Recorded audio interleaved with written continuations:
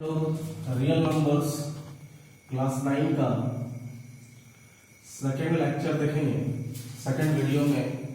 इससे पहले हम रैशनल नंबर्स के बारे में आपको बता चुके थे। आज हम लोगों का जो टॉपिक होगा वो टॉपिक होगा simplest form of a rational number. ठीक है, किसी भी रैशनल नंबर का सिंपलेस्ट फॉर्म हमको निकालना है कि कोई भी रैशनल नंबर अगर दिया हुआ है तो उसका सिंपलेस्ट फॉर्म किस तरह का होगा। ठीक है, आपको पता है कि कोई भी rational number p by Q के रूप में होता है। बहुत सारे बुक में आपको ये a बाई बी भी लिखा रहेगा, तो आप कंफ्यूज नहीं कीजिएगा। ये बस एक इंडिकेट करने के लिए हम लोग अल्फाबेटिकल लेटर का यूज करते हैं। ठीक है, हम लोग देख रहे हैं सिंपलेस्ट फॉर्म के बारे में। ठीक है, आपको पता है कि कोई भी rational number p by Q के रूप में होगा। ठीक है, और ये जो p बाई क्यू होगा इसका सिर्फ एक ही कॉमन डिवाइजर फैक्टर होगा। ठीक है, और वो कॉमन फैक्टर होगा 1। ठीक है, तो इसका हम स्टेटमेंट मतलब दोनों जो है एक ही नंबर से कटेगा। फैक्टर कहने का मतलब क्या है? फैक्टर कहने का मतलब है कि ये दोनों जो रैशनल नंबर है, मतलब p भी जो इंटीजर्स है और q भी जो इंटीजर्स है वो सिर्फ 1 से ही कटेगा। ठीक है, इसीलिए इसका हम लोग इस सिंपलेस्ट फॉर्म का हम लोग लिखते हैं rational number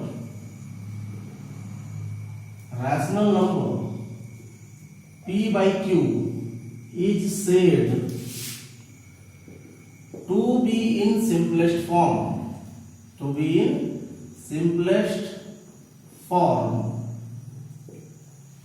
if both p and q having no common factor other than 1।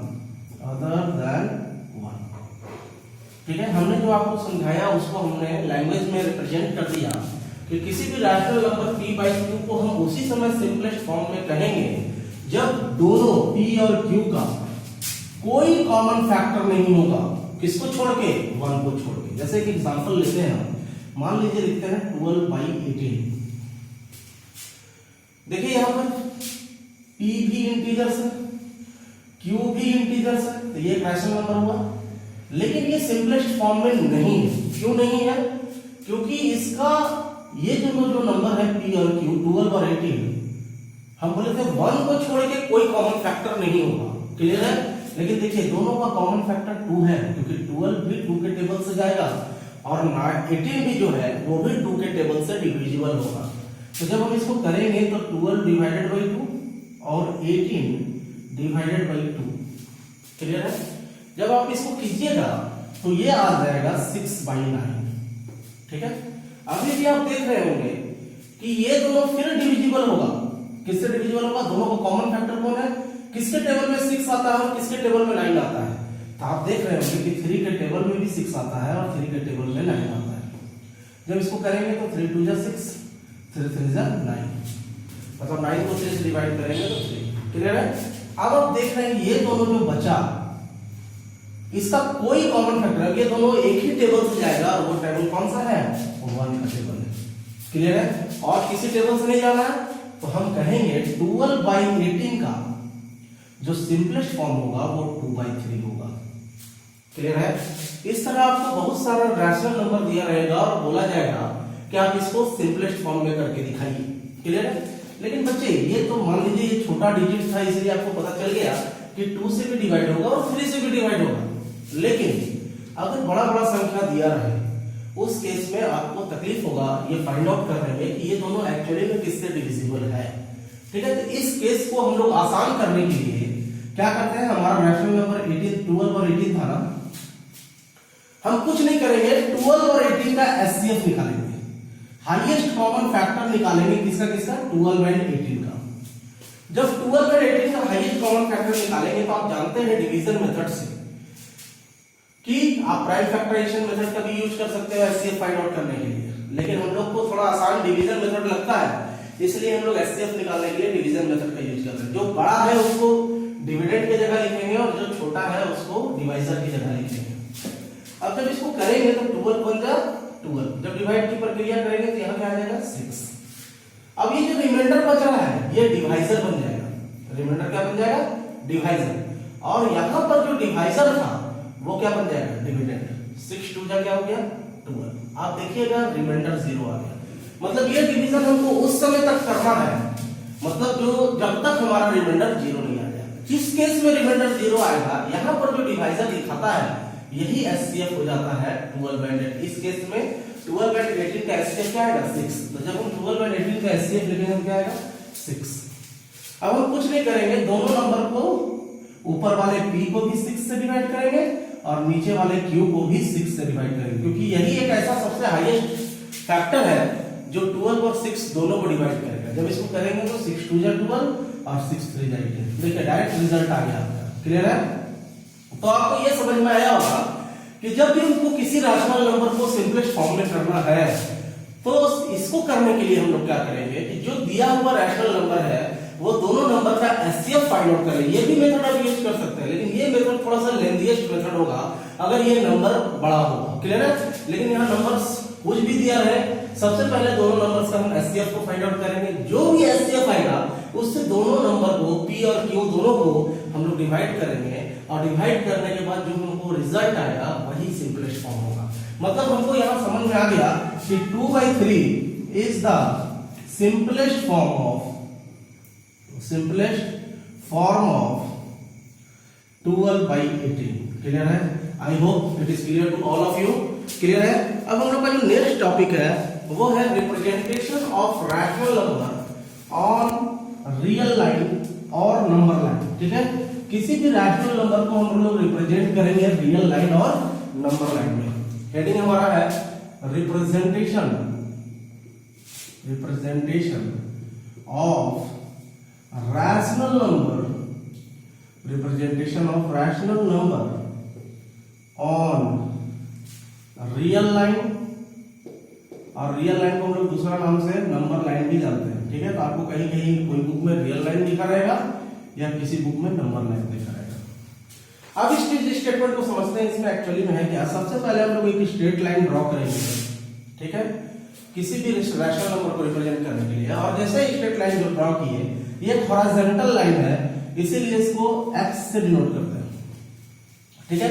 आपको पता है कि कहीं ना कहीं 0 होगा, और 0 के राइट हैंड साइड में हम लोग पॉजिटिव वैल्यू लेते चले जाएंगे, काउंटिंग नंबर्स। दैट मींस 0 के बाद क्या आएगा 1, 1 के बाद क्या आएगा 2, मतलब 0 से 1 की जितनी दूरी होगी उतनी ही 1 के से 2 की दूरी होगी। उसके बाद 2 से 3, 3 से 4 और 4 से 5, इसी तरह चलता चला जाएगा। क्लियर है? अब हम 0 के लेफ्ट हैंड साइड में लिखेंगे तो -1, -2, -3, -4, इसी तरह ये इधर भी चला जाएगा। क्लियर है? सब का इक्वल इंटरवल होगा, जितना आप 0 से 1 की जितनी दूरी लेंगे उतना 0 से -1 होगा, 1 से 2 जितना होगा उतना -1 से -2 होगा। क्लियर है? और अब हमको क्या करना है, किसी भी रैशनल नंबर को इस नंबर लाइन, इस लाइन को हम लोग रियल लाइन या नंबर लाइन कहते हैं। इस लाइन को हम लोग नंबर लाइन और रियल लाइन भी आप कह सकते हो, कोई दिक्कत नहीं है। क्लियर है? आपको जो अच्छा लगे आप वो कहो। क्यों? क्योंकि इसमें हम लोग नंबर्स को रिप्रेजेंट करते हैं, और रियल लाइन इसलिए कहते हैं क्योंकि इसमें हम लोग रियल नंबर्स को रिप्रेजेंट करते हैं। दैट मींस रैशनल और इरैशनल दोनों हम लोग रिप्रेजेंट कर सकते हैं इस लाइन में। ठीक है? अगर हमको रैशनल नंबर को रिप्रेजेंट करना है किसी रियल लाइन या नंबर लाइन में तो 2 केस होता है। ठीक है? Case first, when numerator is less than denominator. हम लोग एग्जांपल से इसको समझेंगे कि हम एक्चुअली में आपको समझाना क्या चाह रहे हैं। क्लियर है? जब न्यूमरेटर छोटा होगा डिनोमिनेटर से, मान लीजिए एक एग्जांपल लिए हम लोग 3/5। देखिए रैशनल नंबर है, p/q के रूप में है, p 3 है ये भी इंटीजर्स है, q 5 है ये भी इंटीजर्स है, और q 0 के बराबर नहीं तो रैशनल नंबर हुआ ना।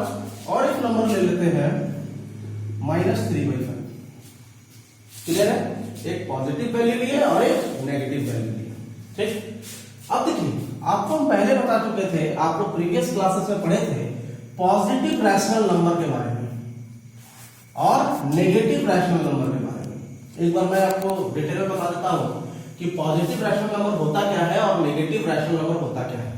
पॉजिटिव रैशनल नंबर कहने का मतलब है कि अगर न्यूमरेटर और डिनोमिनेटर का सेम साइन होगा, या तो दोनों प्लस हो या दोनों माइनस हो। अगर न्यूमरेटर और डिनोमिनेटर, ऊपर वाले को हम लोग न्यूमरेटर कहते हैं, ये आपको पता होगा, ऊपर वाले को हम लोग न्यूमरेटर कहते हैं और नीचे वाले को डिनोमिनेटर कहते हैं। क्लियर है? अगर न्यूमरेटर और डिनोमिनेटर का सेम साइन है तो वैसे रैशनल नंबर को हम लोग पॉजिटिव रैशनल नंबर कहते हैं। क्लियर है? लेकिन अगर न्यूमरेटर और डिनोमिनेटर का अपोजिट साइन है, अपोजिट साइन कहने का मतलब है कि एक पॉजिटिव होगा और एक नेगेटिव, तो ऐसे रैशनल नंबर अगर एक नेगेटिव है तो दूसरा पॉजिटिव, मतलब अल्टरनेट साइन होना चाहिए। तो ऐसा जो रैशनल नंबर होगा उसको हम लोग नेगेटिव रैशनल नंबर कहेंगे। कैसा रैशनल नंबर कहेंगे? Negative rational number. क्लियर है? अब ये कैसा रैशनल नंबर है? आप देख रहे हो कि दोनों का सेम साइन है, दोनों प्लस प्लस हो या दोनों माइनस माइनस हो, कोई फर्क नहीं पड़ता, लेकिन सेम साइन होना चाहिए। तो ऐसा जो रैशनल नंबर है उसको हम लोग पॉजिटिव रैशनल नंबर कहेंगे। Positive rational number. क्लियर है? अब आपको समझना यह है कि सबसे पहले देखना है कि ये पॉजिटिव रैशनल नंबर है या नेगेटिव रैशनल नंबर है। तो दोनों का सेम साइन है मतलब पॉजिटिव रैशनल नंबर है, दोनों का अल्टरनेट साइन है मतलब नेगेटिव रैशनल नंबर है। क्लियर है? अब आपको ये देखना है कि जो न्यूमरेटर है वो डिनोमिनेटर से छोटा है कि नहीं। आप देखिए यहाँ पर डिनोमिनेटर 5 है तो न्यूमरेटर क्या है? 3 है, तो न्यूमरेटर छोटा है डिनोमिनेटर से। यहाँ भी देखिए साइन को नहीं देखना है, सिर्फ देखना है कि न्यूमरेटर जो है, यहाँ देखिए दोनों, यहाँ भी देखिए यहाँ 3 है तो यहाँ 5 है, न्यूमरेटर दोनों केस में छोटा है।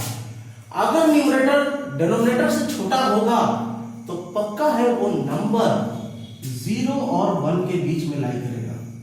समझ में आया? 0 और +1 और 0 और -1 के बीच में लाई करेगा।